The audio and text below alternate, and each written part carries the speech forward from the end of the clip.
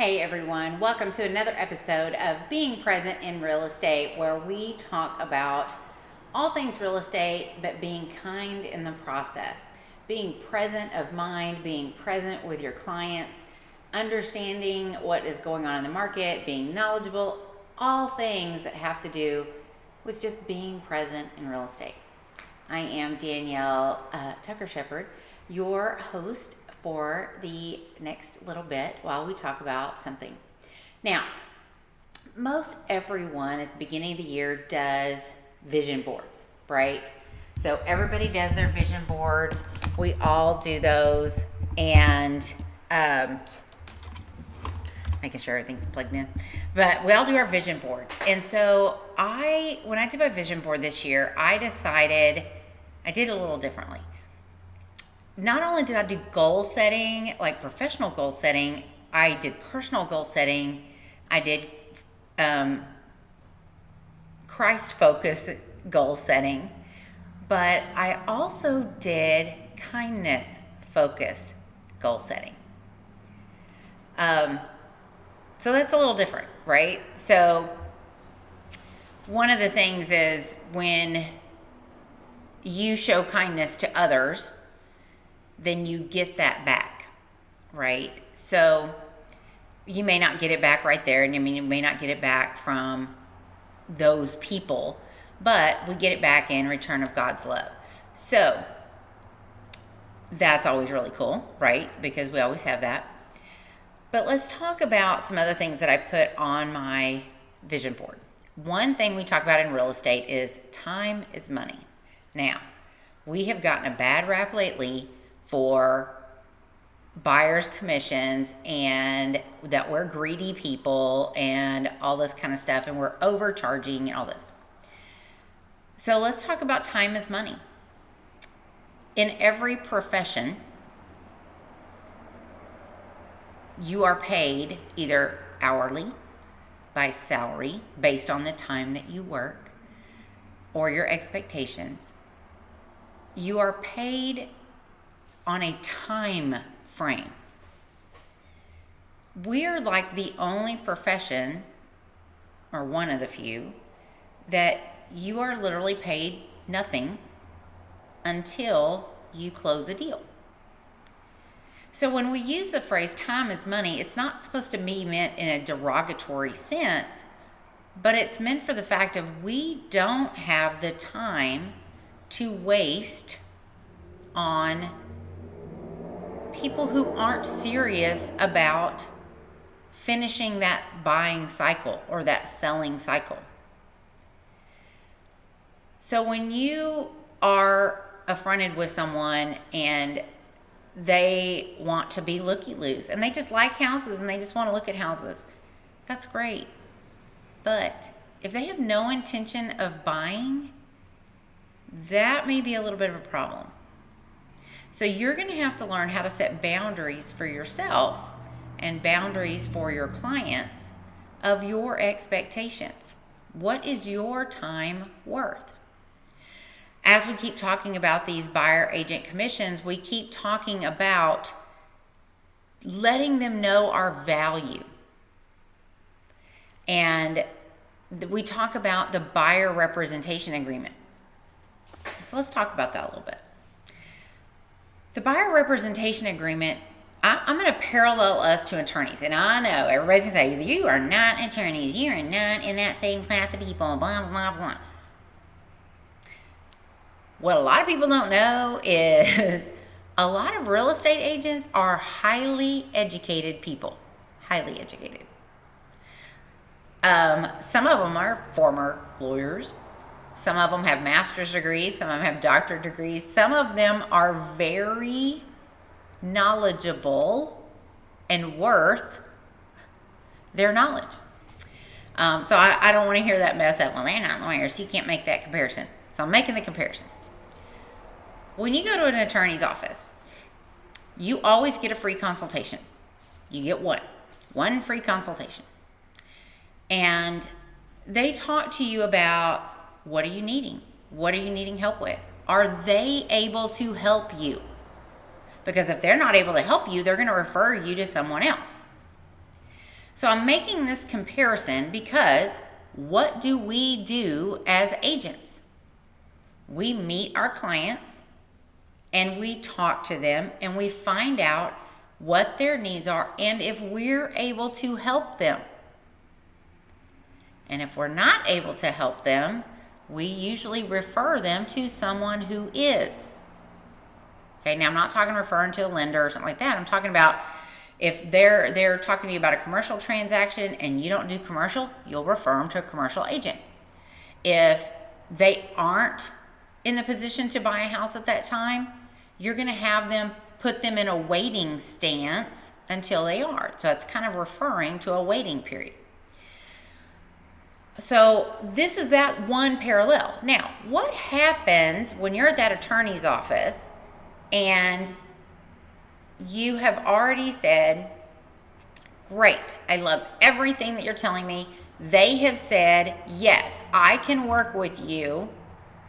What is the next step? It is signing a retainer agreement. A retainer agreement is saying that you agree to hire them for their services for a set amount. It's usually an hourly fee, or it could be a block fee, just depends, like if it's something like a bankruptcy or something. But it's usually an hourly fee. And it'll even say, okay, here's my fee for me, here's my fee if we go to court, here's my fee for my assistants. It's a retainer contract. What is the buyer's representation agreement? It is the same thing as a retainer contract. We are giving them, here's what I'm going to do, here's what I'm going to charge, here's when the payable is due, okay? It's the same thing. So why are we as real estate agents having a hard time presenting that buyer's rep agreement? We shouldn't. We are professionals. Now, I told my agents yesterday, I am as guilty as everyone that I struggle with the buyer's rep agreement. I struggle giving it. I have always been that agent that, I'll just give it to them when we're writing a contract. Well, no, I've got to change the way I do things. We all have to change the way we do things. So I've had to frame myself in this mindset of I'm no different than that attorney. My time is valuable. My worth is valuable. My knowledge is valuable. Just like yours is. So you need to put this in that mindset. Have a buyer or listing consultation one time.